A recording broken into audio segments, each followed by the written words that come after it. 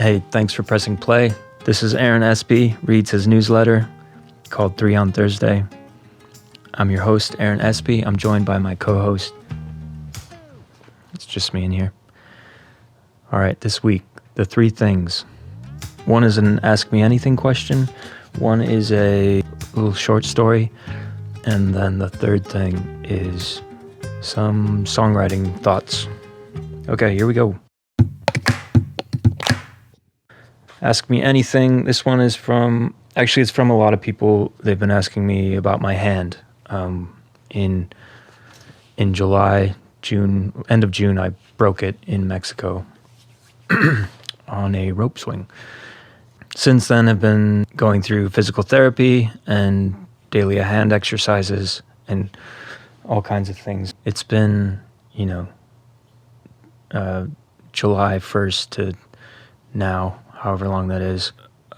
Okay, if you were to put your hand out like this, you're supposed to be, this is called your, I learned this in therapy, your distal palmar line.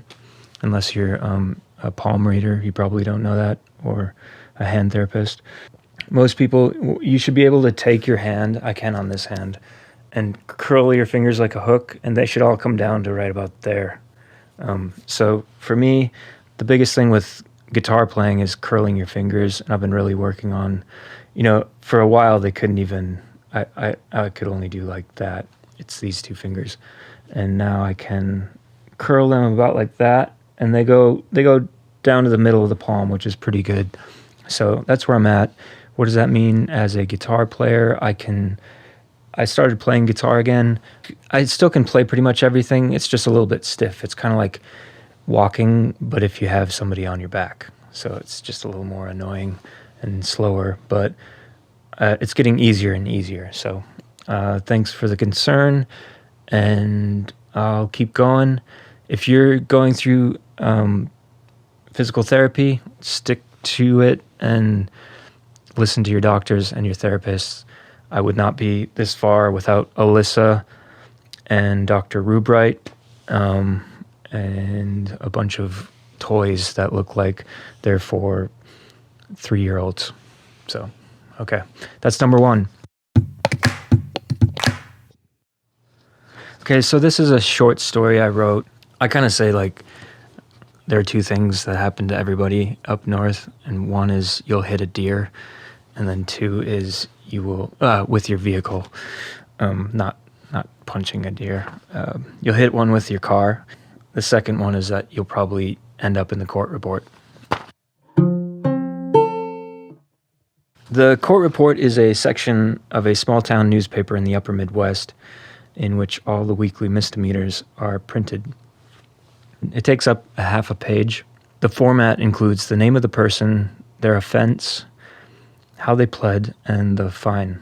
For example, John, made up name, pled guilty to speeding and was fined $125.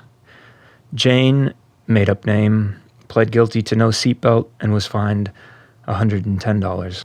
Now you might be thinking, wait, they really print that? And the short answer is yes, they print that. And the longer answer requires you to step into the shoes of a small town newspaper owner. Let's call him Harold, and listen to this story I'm about to make up. A long time ago, one overcast and wintry day, Harold, the owner of Small Town Times newspaper, called his staff into his office. Among them was Lillian, a young and bright reporter fresh out of high school, Ed, the typesetter and delivery driver who had been with the paper since before Christ, and the janitor, Carl. After everyone had gathered around the wooden desk in his small office, Harold began.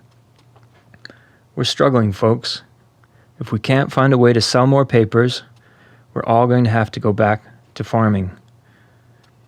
It goes without saying that no one wanted to return to the fields they swore they'd never return to. No one wanted their fathers to be proven right, that all this journalism nonsense was for the birds. So instead, something magical happened that afternoon in Harold's office. This small-town newspaper staff of 4 had one of the most productive brainstorming sessions in the history of the business. It started with Lillian, who said, "Ever noticed how people die all the time?" Everyone nodded, but they didn't see the point in trying to sell newspapers to the deceased. "No, you dum-dums," Lillian joked affectionately.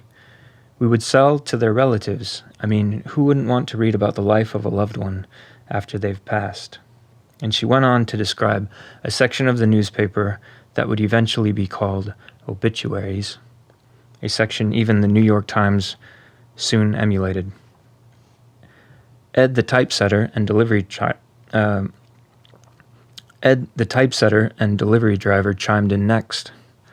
"What about printing pictures of A honor roll students?" His colleagues nodded in solidarity. The problem was that it would only account for the smartest kids' parents and grandparents buying newspapers. "Heck, why not B honor roll students too?" Harold replied, lighting a cigar. And since that day, countless of slightly above average students have had the pleasure of seeing their slightly above average faces in the newspaper from time to time, for which the author of this made-up story is truly grateful. That's true. I always got the B honor roll, never the A. That was for my sisters.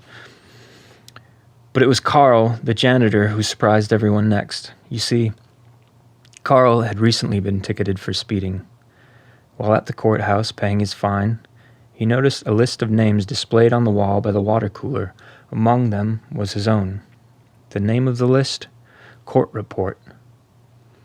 Carl, miffed about being exposed, but tickled by some of the other names he read, asked the clerk why the court report was displayed for everyone to see. The clerk said matter-of-factly that the information was public record. Then she leaned in and whispered, "And it provides some real juicy conversation down in the break room." Back at the staff meeting, Carl leaned his chin on the handle of his industrial broom and said, "I think we should print the court report in the newspaper." No, said Harold. "Let's not stoop so low. We're journalists, for crying out loud." But after much discussion, everyone agreed that not only would it be an entertaining section to read for the townspeople, there was a chance it would promote better behavior through accountability. It might even deter crime. The next week they printed the court report, and newspaper sales increased only by 2%. The team, somewhat depressed, began to think of what they would tell their fathers as they returned to the farms they had sworn off. But Harold told them to be patient. Sure enough, the following week saw a 15% increase in sales.